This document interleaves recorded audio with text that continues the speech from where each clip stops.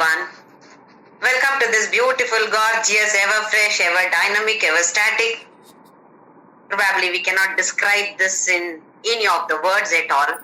Such a beautiful temple which is within our own selves. My humble pranams at the divine lotus feet of my Guru, Papa Swami Ramdas of Anandashram, Kanjangad, Kerala, and my beloved parents. We are going through the 13th chapter of Bhagavadgita, Kshetra Kshetrajna Vibhaga Yoga. So, as usual, Arjuna gets a doubt. What is the difference between Purusha and Prakriti, Kshetra and Kshetrajna, Jnanam and Jneyam? What is the knowledge and about which the knowledge should be acquired? Jneyam is about which one should we have the knowledge. We have the knowledge of so many things, but what is needed to attain this liberation or freedom? So he asks the doubt and Krishna explains them. What is Kshetra? What is Kshetrajna? Kshetra is the one which undergoes changes. Kshetrajna is the one which does not undergo any change at any time. So when we consider this Prakriti or Srishti, whatever is created comes under the category Srishti, and this is called as Prakriti. Because once it is created, then definitely where there is birth, definitely there is going to be death. That means definitely there is a change. So whatever is created, what we call as Srishti, comes under the category called Prakriti, including our body, mind and intelligence. That is, some of these may be visible, some of these may not be visible. Even though, for example, mind and intelligence is not visible. Brain is visible as an organ, but the power of brain, power of heart, that is not visible. That also comes under Prakriti. Brain as an organ, heart as an organ or body part obviously comes under Kshetra. And what Krishna says is even the mind and intelligence which are not visible at all, they also come under this category called Kshetra or Prakriti because they also undergo changes. Just like how we need an agricultural land to transform the seeds into plants, we need a body or Kshetra to convert all our punya, papa, karma seeds or vasanas or samskaras. All these should be destroyed. There should be no vasana, no samskara at all. There should be zero samskara. We think that by doing punya karma, yes, I am going to Swarga. Yes, Swarga we will go. But we have to come back. Once those punya karmas get over, then again we will have to come back to this earth in a different form, probably a better form. But still birth is there. Once birth is there, death is definitely there. So Krishna says that whatever is there, which has got anything that changes, then that we call it as Kshetra or Prakriti. So when we observe, there is only one thing which does not undergo any change at any time.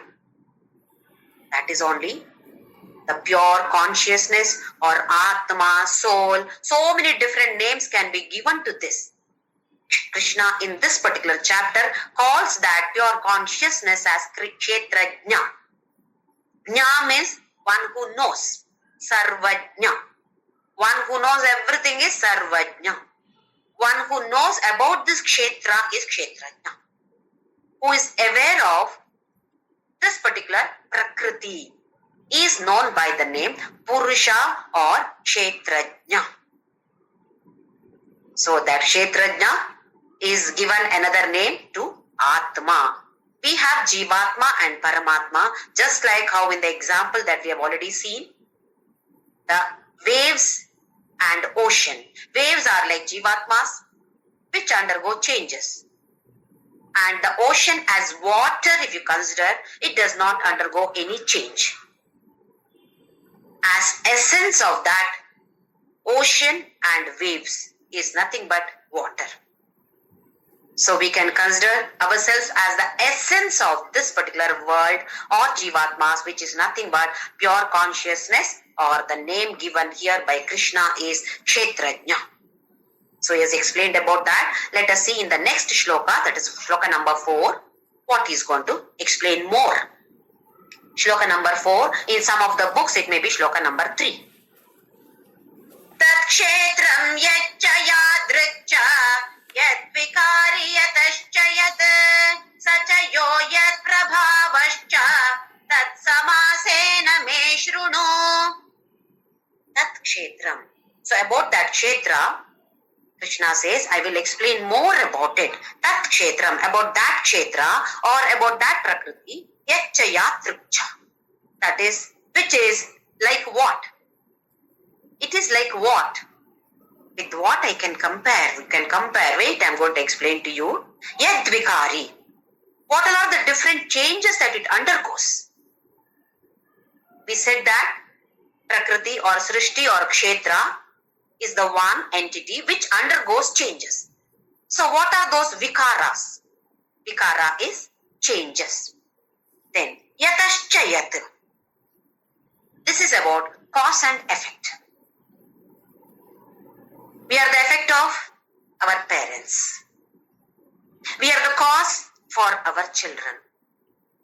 Our parents were the effect of their parents, or their parents were the cause for our parents. So like this, cause and effect, cause and effect, cause and effect.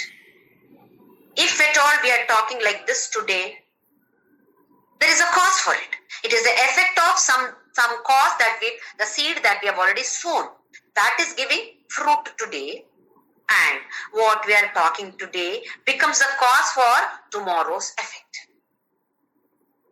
So nothing happens without any cause. And whatever we do definitely has an effect. This is the law of the universe, cause and effect. So he says, what is that cause? What is the effect? I'm going to explain to you then. Sacha yo yat prabhavascha. Here yaha means that he or Paramatma. What are his prabhavas? What are his powers? That I'm going to explain. Tat samasena me shrunu. Briefly I'm going to explain. In detail, probably no time. Where are they talking? Where are they discussing? Where is this dialogue taking place? It is in the middle of the Ranaranga, in the battlefield. It is not in a forest where everything is quiet.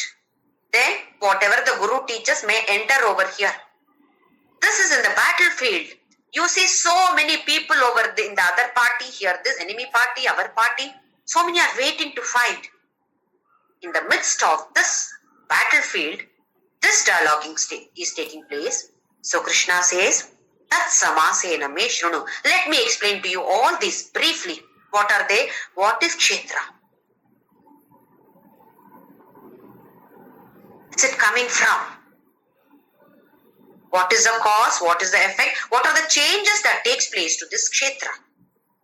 And what or who is this Kshetrajna? What is the power of this Kshetrajna? So I'm going to explain to you, Arjuna. Don't worry. I know you have raised a question or raised a doubt. I will clarify your doubt soon. Next shloka, shloka number 5.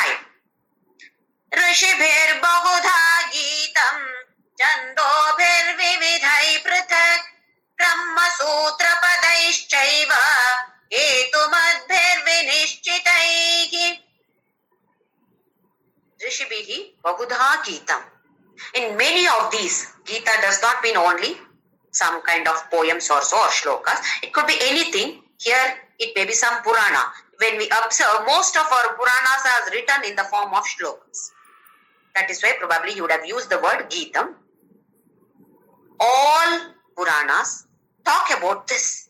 About what? Kshetra and Kshetrajna, probably in different words. Matter and consciousness. Anything that exists in this world is matter. That all of us know. People who have studied physics and chemistry, they know that. And it is out of energy.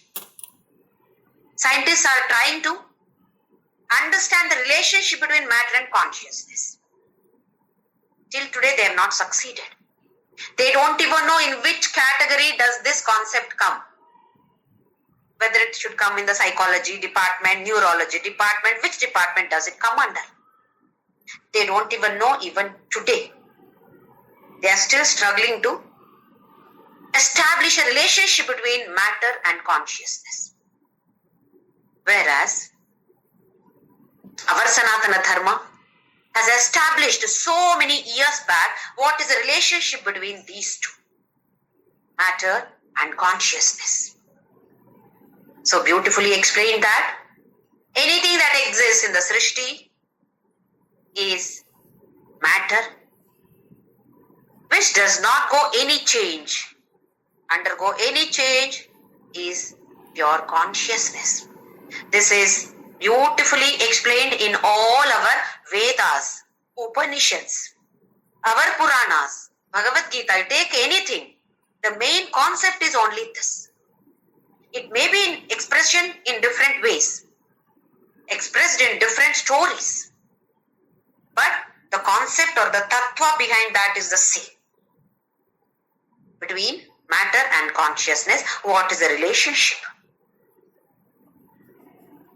So, Rishibhihi Bahuda Gita.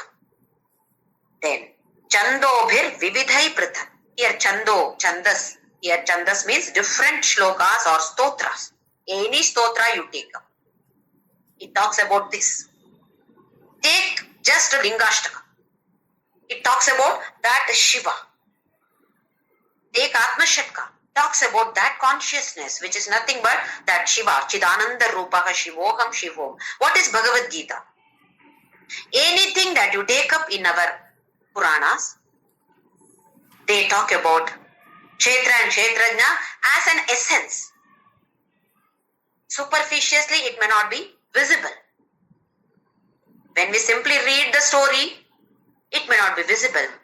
But when we go deep into that, this is the main essence of our Sanatana Dharma. No other Dharma talks about this. Our Sanatana Dharma is based on this strong foundation. Chandobhir Vividhai Pratak. Pratak means different. Vividha, again, variety of chandas.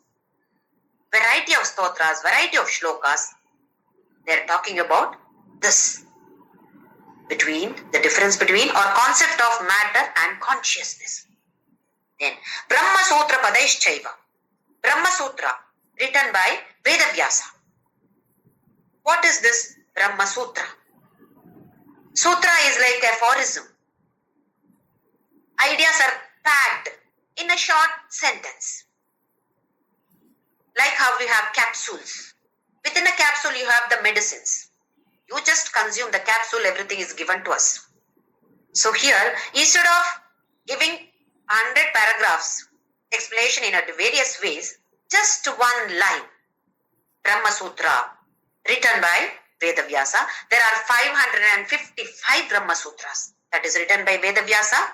Vyakhyana is written by so many acharyas, including Adi Shankaracharya. 555 such sutras are there. They give the logical analysis of our Veda Purva or Vedanta. Both are there, but this Brahma Sutra, what Vedavyasa has written, gives the logical analysis of the philosophical portion of our Vedas. As we know, Vedas has got Purva Bhaga and Anta Bhaga, Antya or Anta. Purva Bhaga talks about the rituals. What are the rituals that can be performed by us? So explanation about this comes under Mimamsa, or we call this as Veda Purva Bhaga. Vedanta, Upanishads, what do they talk about? They don't talk about any rituals. They talk about the philosophical portion of the Vedas. So we call them as Vedanta. So here, this Brahma Sutra gives the logical analysis of the philosophical portion of the Vedas, just in one line. So like this, we have got 555 sutras. All the sutras may appear to be different, but in essence, they are giving the difference between Kshetra and Kshetrajna, or explanation about matter and consciousness. There are 4 different chapters in Brahma Sutra. Around 189 or 190 topics are covered. So many different topics, but the essence is only one. So Krishna says, Brahma Sutra Padaishchaiva Hetu Madbihi Vinishchitai. Hetu Madbihi. It is purely justified. It is not that like some other dharmas, they say that because somebody has told, you should accept it like this. Because this person, this saint, I don't want to take the names of any of those saints or so, because they are also godly figures.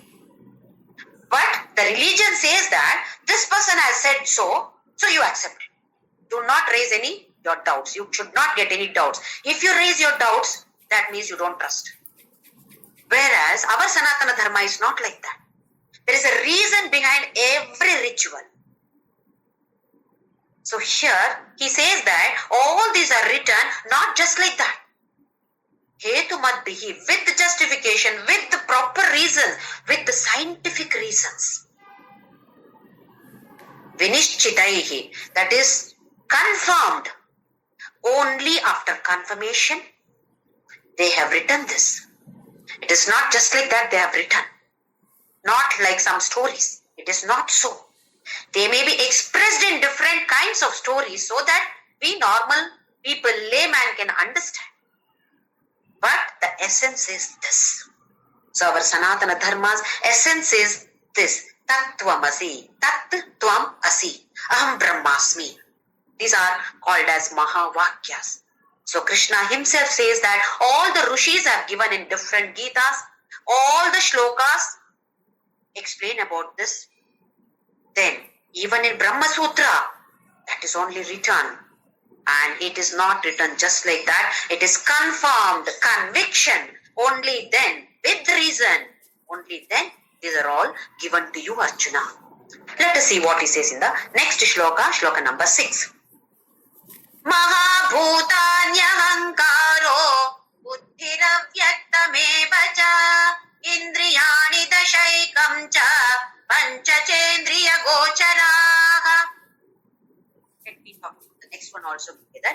Ichchadvesha sukham dukkham sanghataschetana dhrutihi etat kshetram samasena savikaram udakritam.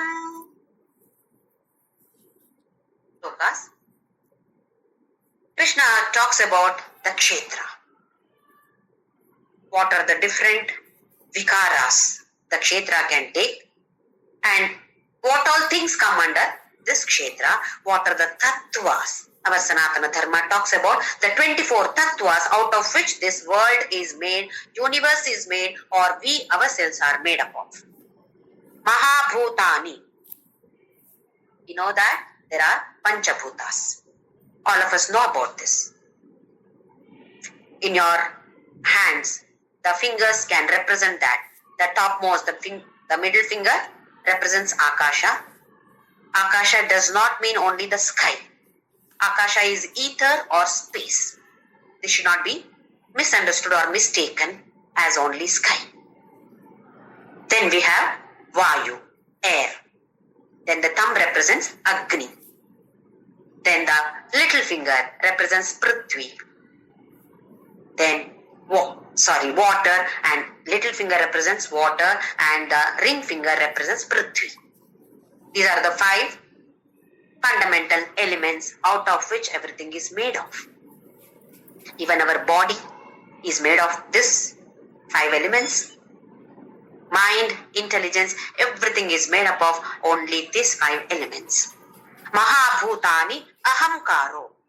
That aham, that is there in us, ahankara, buddhihi, buddhi or the intellect. Avyaktam. Here, avyaktam is that what he calls simply as prakriti or the nature. Avyaktam evacha. Then Indriyani Dasha. Dasha Indriyas are there.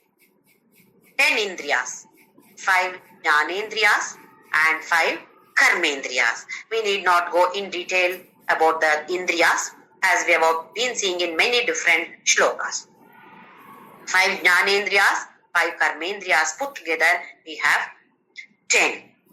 Then Ekam. One more is there. Ekam. What is that? Mind. Then Indriya Gocharaha. Indriya Gochara. The object of these sense organs. Object of the sense organs. For example, eyes. What we see, Rupa. What we see is Indriya Gochara for that.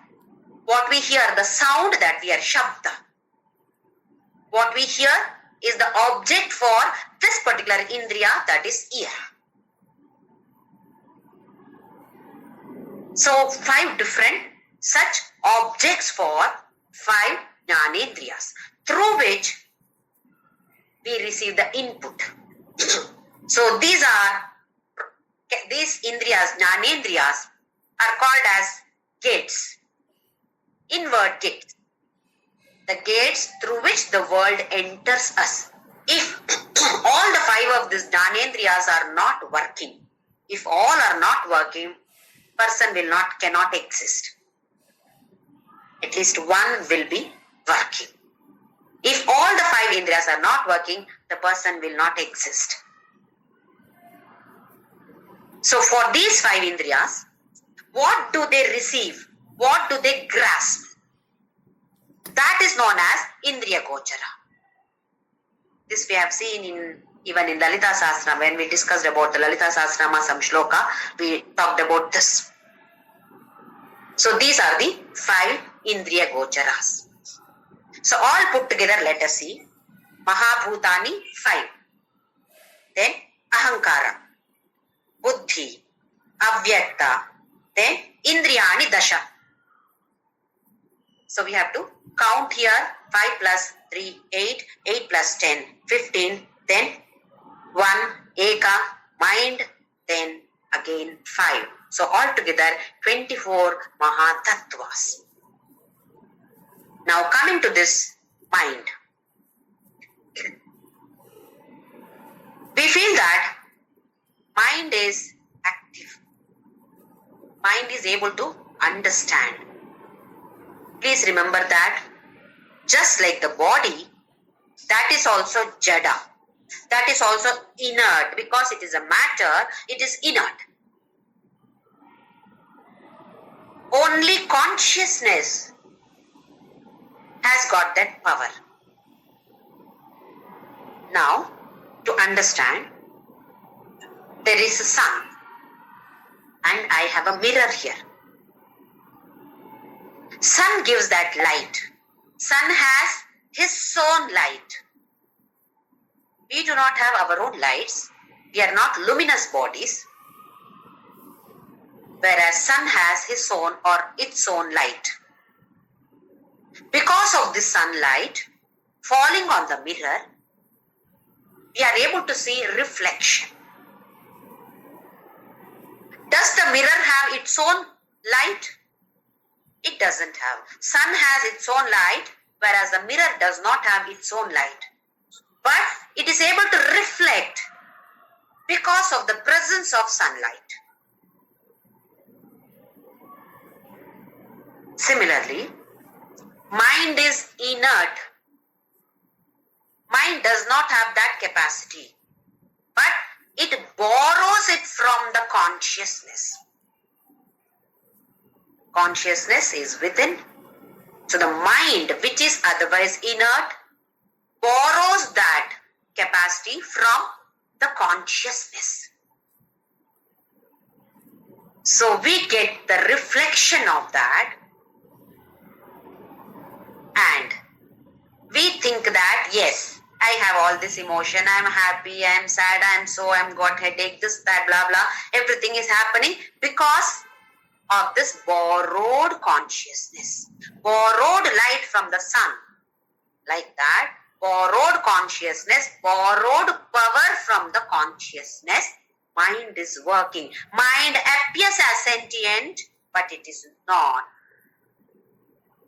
This is called as Chidabhasa.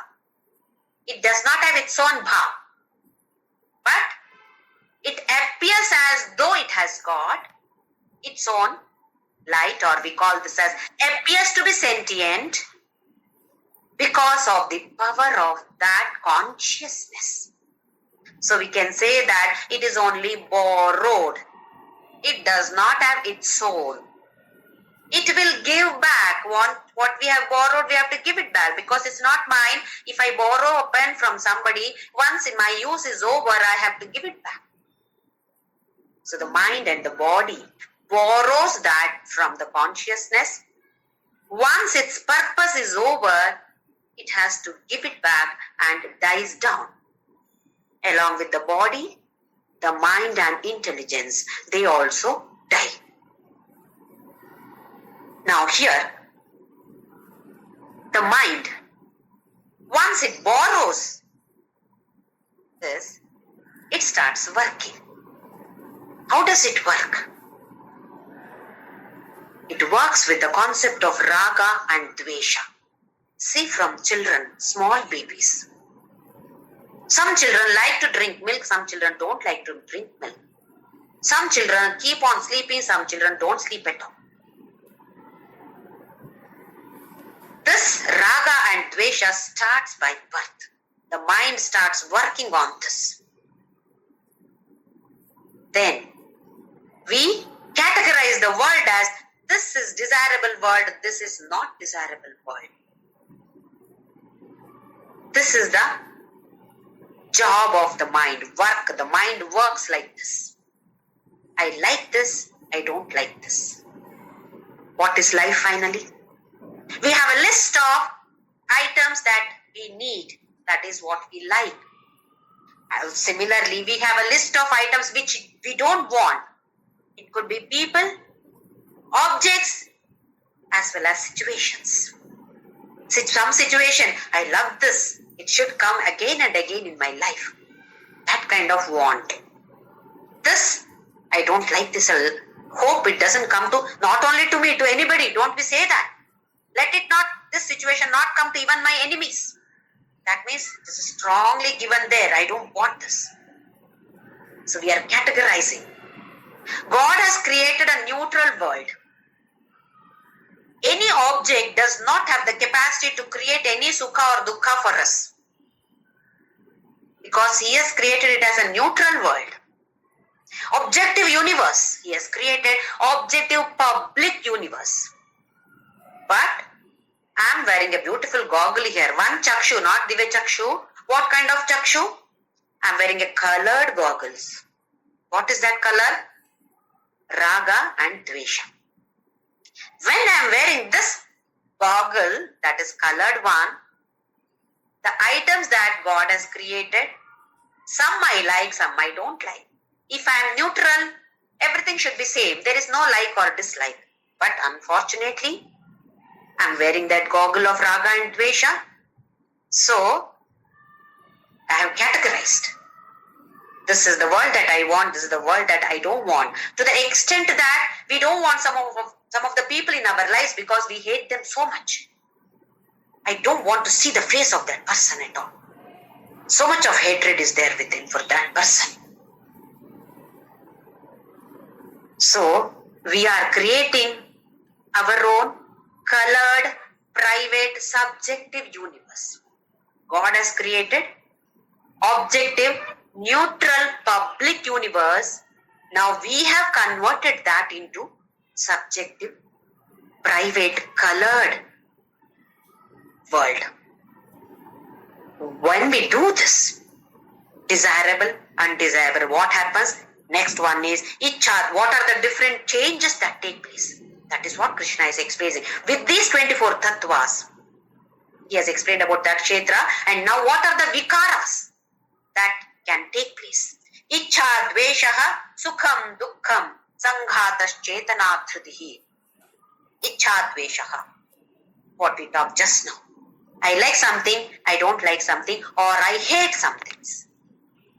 To that extent we go. Initially, we simply dislike one person because of some of the behavior of the person. Once we start disliking, we brand that person as bad. Then, whatever that person does, we are not satisfied with that because we have already decided, the mind has already decided that this person is branded as bad. And we get influenced by the others' words also. Then, strong aversion to that particular person. Person does not mean only person, object, situation. It is understood now. So, we develop that hatred towards that person. When small kids go to some movies, watch movies, theaters, I remember I myself was like this. When we watch some movies as kids, if somebody appears in the movie, some new face has come in the movie, then immediately I used to ask my mother, is this person good or bad? Mother also does not know whether the person is good or bad because that person has appeared just then. But my question is this person good or bad? Because we want to brand people as good or bad. Two categories. If good I like, if bad I don't like. So Icha and Dvesha. So we are categorizing the world. And then once we categorize, then Sukha and Dukkha inevitable. The ones that I like, if that comes in my life, I am happy. If the ones that I don't like, if that comes in my life, Dukkha, I am unhappy. Who has created this? I have only created. This is desirable, that is not desirable. That is divided, categorized by me, not by God, by me. Once I have categorized, then obviously Sukha and Dukkha. Any situation that happens in our life is because of me, but this I have forgotten or I have not understood. That is a law of karma. But I have not understood that. So I blame this person, that person. My life is like this because of this person. If that person was not there, then I would have been happy. If he dies, I'll be happy. If she dies, I'll be happy. Happiness is not based on that. But we unfortunately think like this. Because of this person, I am like this. So Sukha and Dukkha. And our Vedas or Puranas or Upanishads never say that undesirable situations will not come in your life. Do they say that? If you study Upanishad, there won't be any undesirable situations in your life. Do they say? They never say that.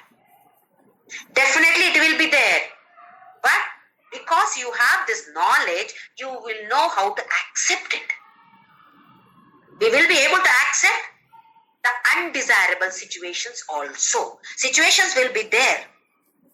Desirable or undesirable situations will definitely be there because it is not in our hands. Vedas never say that that is in your hands. So undesirable situation will never come in your life. No, they will never say that. It will come. But by having this knowledge, you have the shock absorber. You know how to accept it. So here, Sukha and Dukkha, because of Icha and Dvesha, because of your categorization. Because of the mind. Mind which has taken by itself, mind does not. It does not have the capacity, but it borrows. It borrows that capacity from the sun or from that Kshetrajna, from the Supreme Atma or pure consciousness. It derives that, it borrows that energy and then starts working beautifully like this. That is why we undergo Sukha and Dukkha. Then Sanghata. Icha, Dvesha, Sukha, Dukkha, Sanghata. Sanghata is body, mind, intellect, aggregate, complex. Sanghata, all put together. Body, mind, intellect. Just like how we talked about mind, intellect also keeps on working like this. Sanghata Chetana. Chetana is this Chidabhasa. What we talked about just now is called as Chetana. Dhritihi. Dhriti is fortitude or willpower. What do we use the willpower for? I have already made a list. List of what? List of wants or the desirable things. List of undesirable things. All desirable things only should come in life, in my life. Undesirable, should not come. So I use my willpower to get these items which come under the desirable category and get rid of these items which come under the undesirable category. Finally, it is a struggle. Life is only this now. Only desirable things I want, undesirable I don't want. Life is a struggle now. So many desirable items are not coming. So many undesirable items, people, objects, situations are coming. I don't want them. But I will use my willpower to get those. What I like, I will get them. So we are using our willpower or wasting our willpower for this now.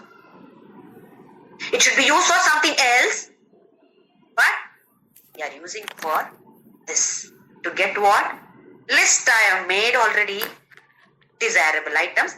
I am struggling to get them. I am struggling to get rid of the undesirable things. That is why life becomes a great struggle. None of us is able to enjoy life. So he says, Chetana Dhritihi Etat Kshetram Samasena. All these come under Kshetra. Including this kind of emotions. That is what I said. What is not visible. Emotions are not visible. If you express, for example, I am getting angry. If I express it, the other person will know. Otherwise, it is not visible. So these also come under Etat Kshetram. What he said, I will explain to you all these vikaras. What all are the changes that it can undergo. So he is explaining these. Now based on this, every change is there. Ichcha, Dvesha, Sukha, Dukkha, Sanghatas, Chetana, Dhritihi, body, mind, intellect, everything is included in this. Willpower also comes under Kshetra. Etat Kshetram Samasena Savikaram Udahritam. With full vikar, what all are the changes that it can take place, I have briefly explained to you, Arjuna. Udahritam. That is, each one I have explained briefly to you, Arjuna. Let us see what he says in the next one. Shloka number 8. Now, up till here, Krishna explained about, to a certain extent, about Kshetra and Kshetrajna. Now, Shloka number 8 onwards, up to 12, he talks about Adhyatma Jnana. Here, Adhyatma Jnana does not mean the actual knowledge of it, but he talks about the spiritual field that is needed for the mind. See, if the mind is not prepared for it, not ready for it, it cannot accept any spiritual knowledge. Why spiritual knowledge? Even material knowledge. Assume that the children are studying for some exam. And in between they come to watch some movies. What do we say? No, beta, you don't see this now. After your exams you can see, because the mind gets diverted. Same way for us here. If the mind is not ready for it, you may be reading it, you may be listening to it. But nothing gets registered here, and even if it gets registered, it cannot be assimilated, it cannot be implemented in our lives. Unless the mind is ready for it.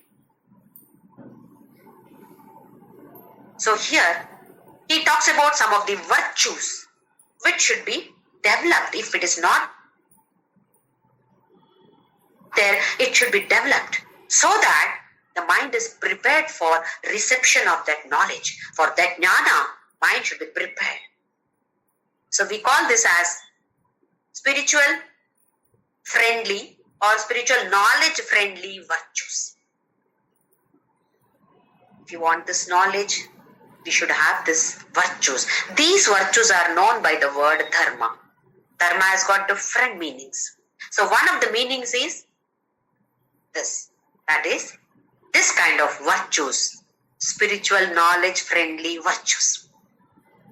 If we have this kind of virtues, then the mind is jnana yogya, because it has that arhata or qualification to receive that knowledge. If we do not have this, then the mind becomes jnana ayogya. Even if somebody teaches, yes, everything I understood. But actually nothing is registered, nothing can be assimilated, nothing can be implemented. So what is the point? Many times it happens to us. We listen to so many things, we feel, wow, wonderful, awesome, beautiful explanation. How much are we able to keep it there? Does it get cemented here? Are we able to contemplate on that? If not, the mind is not yet ready for it. We should make the mind ready. So what are the different virtues which are needed for this jnana yogya mind? Krishna lists out some 20 such virtues. Again, later the explanation is given in different chapters once again, but here in this, briefly he talks about 20 such virtues. So let us start with the next shloka, that is shloka number 8, where he explains about some of the virtues. Amanitvam madambhitvam ahimsa kshantirarchavam acharyopasanam shaucham sthairyam vinigraha. Start with the first one, amanitvam. What is manitvam? Let us see. Self-glorification. Self-glorification in the mind. In the mind, I think that I am only greatest. I am the greatest among all my friends. I am the greatest. I am the richest. I've got a lot of knowledge. I've got a lot of wealth. I've got this. I am the most beautiful. Blah, blah, blah. Everything. Self-conceit. Self-glorification. Now what happens is, in case we achieve something in life, or we have done some wonderful job, then what happens? People praise us. It is a duty of the society to do that. Society does it. Then what happens to us? The mind starts thinking, you're only great. You're only great. Wow. I am better than them. They don't know as much as me. I know this, I know that. Even in the field of spirituality, this happens. One has to be very, very alert.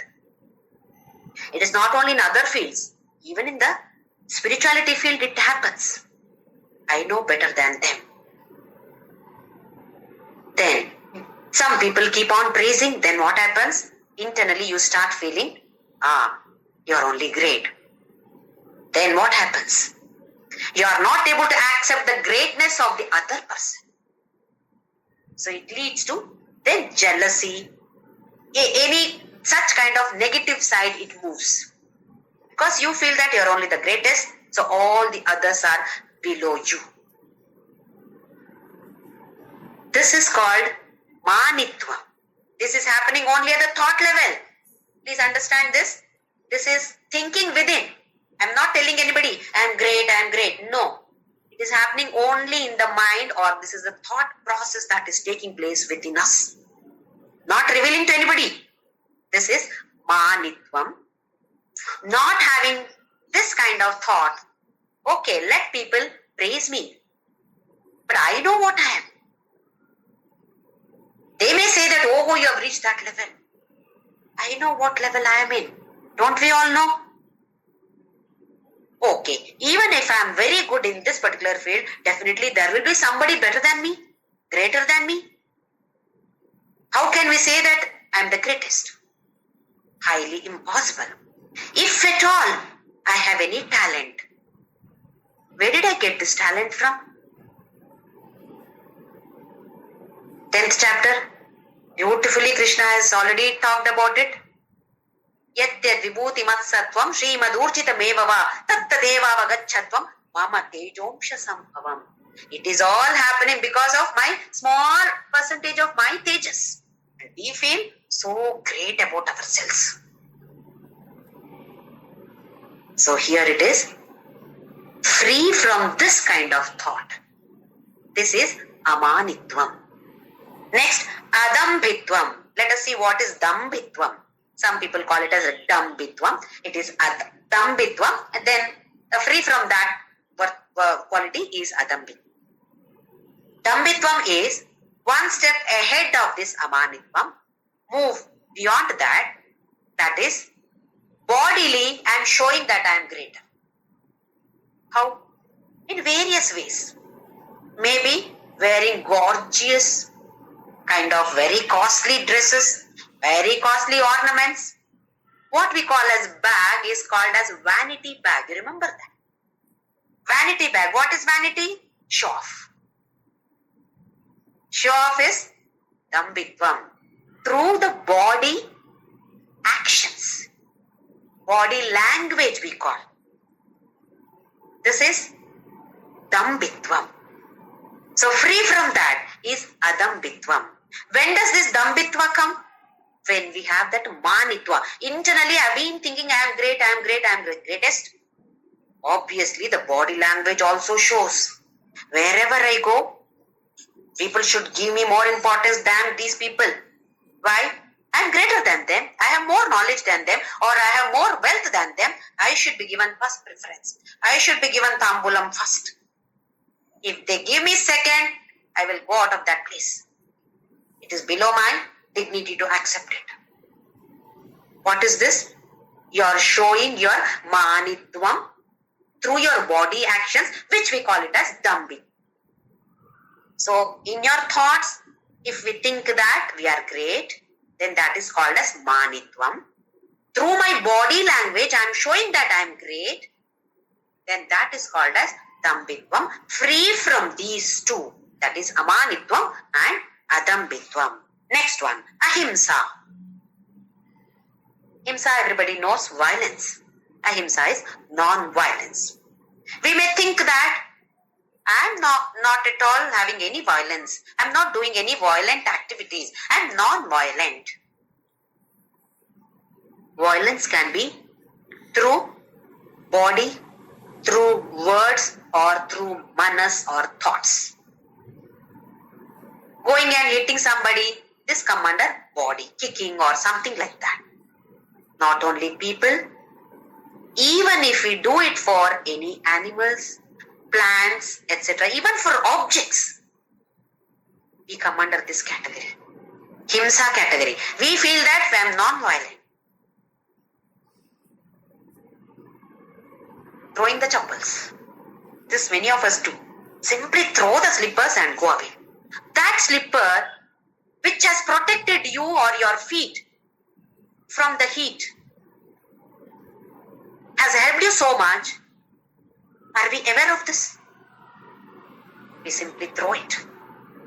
Haphazardly we will keep it.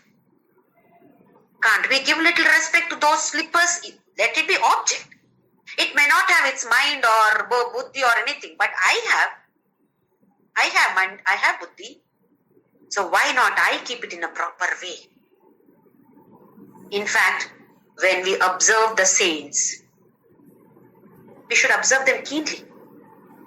They give respect to everything. Even if they drink a coffee in a cup, they handle it so smoothly because they see that consciousness in that cup and in that coffee also. Do we see? We do not see consciousness anywhere. Forget about seeing somewhere. We do not see God in anything. But the saints see that.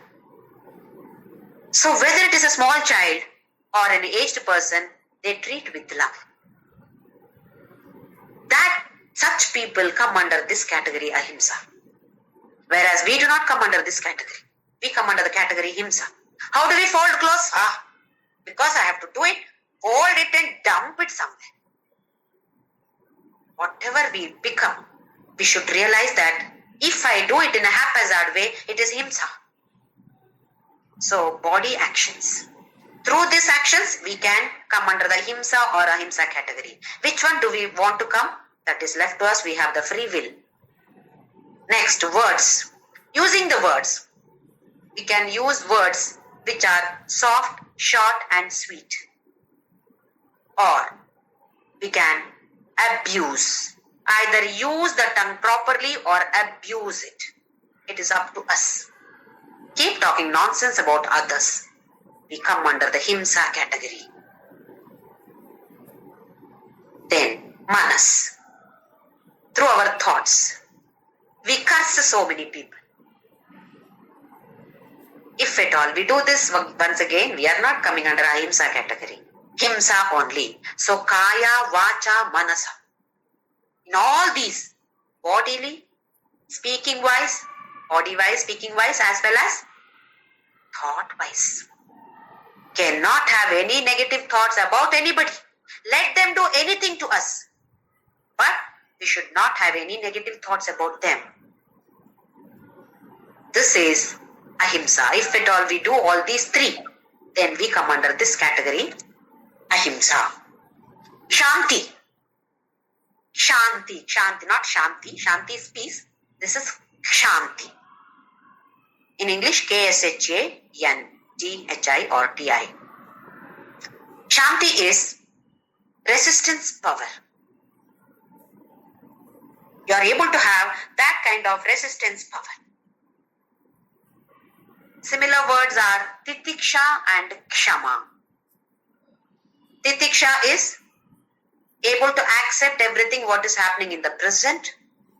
Kshama is the capacity to wait further. Wait, let it happen. Otherwise, what happens?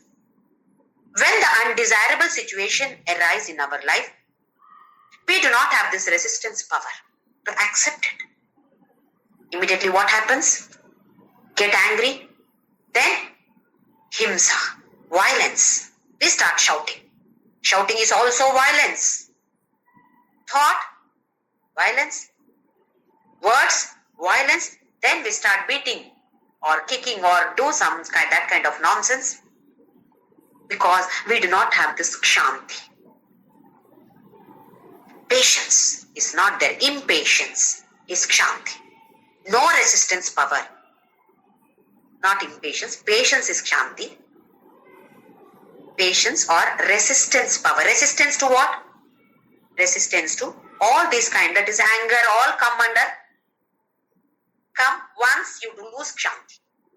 It is not shanti, not peace of mind, but the resistance power with which you are able to accept any kind of situations, which is similar to kshama and titiksha. If you have kshama and titiksha and shanti, in life, you will not have any dukkha at all. Because if these are not there, anger is not there. Once anger is not there, then himsa is not there. Generally, what do? If somebody hurts us, then we hurt them back. This is normal psychology. You are hurting me, I'll try to hurt you back. Tit for tat. Normal psychology. You are hurting me, I will resist that. I don't get hurt. You are trying to hurt me, but I won't get hurt. I won't feel bad. I know that you are also that consciousness. I know that God has sent you in my life so that I spiritually grow.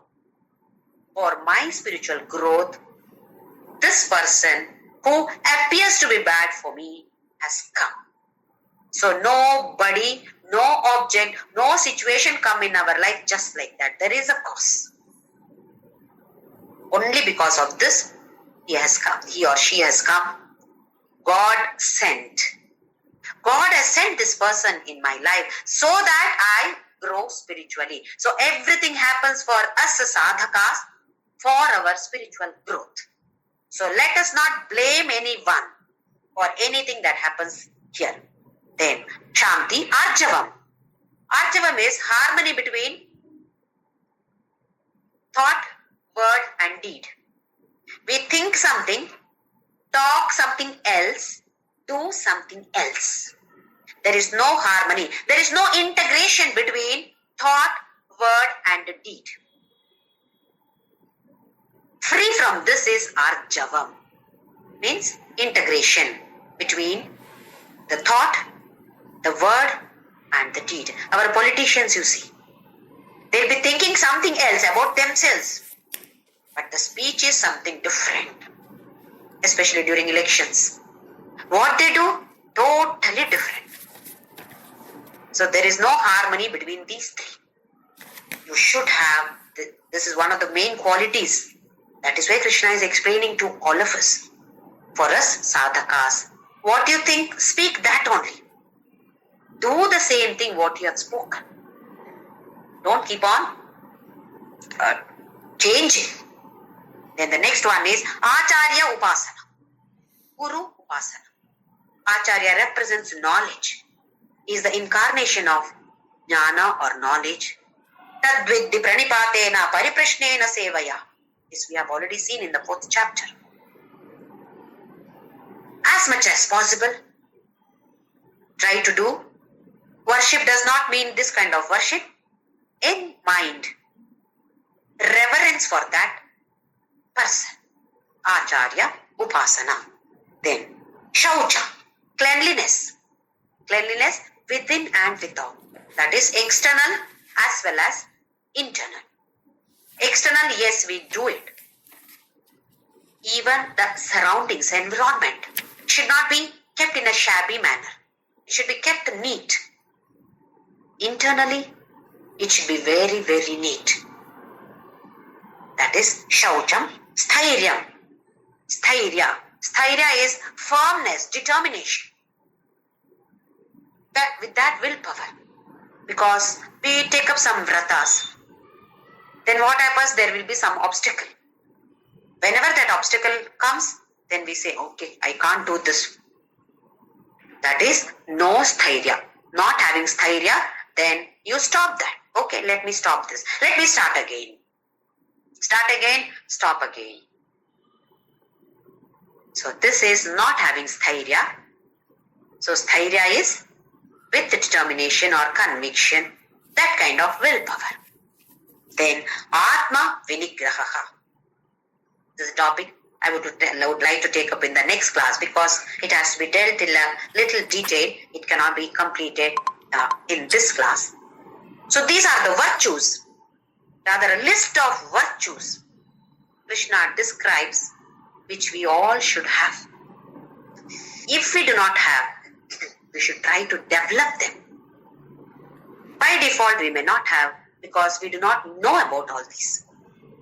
If I talk badly about it, then it is himsa. If I think badly about them, about somebody, then that is also himsa.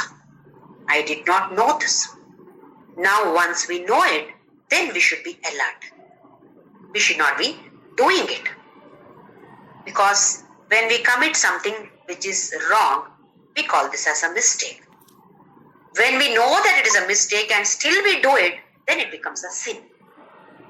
So we should not come under this category.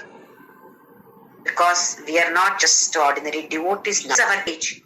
Mind, if we don't have proper there, set the receiver proper. So let us all set our receivers properly. To the extent possible, described and explained by Krishna Paramatma, to reach that level or try to reach that level so that we receive that which freedom and Dvesha is liberation. So why not we try? We have so many examples who have become jnanis. So why not we also try our level best? By chanting Namasmarana, we are going to be lifted. We are going to be given this kind of knowledge, or we get this kind of so many things with people, with the different kinds of people that we meet, from whom we can learn, all gifted by Krishna to all of us. Let us chant, keep chanting, not only now for 1 or 2 minutes, let us keep chanting as much as possible and see that Krishna is lifting all of us. Om Shri Ram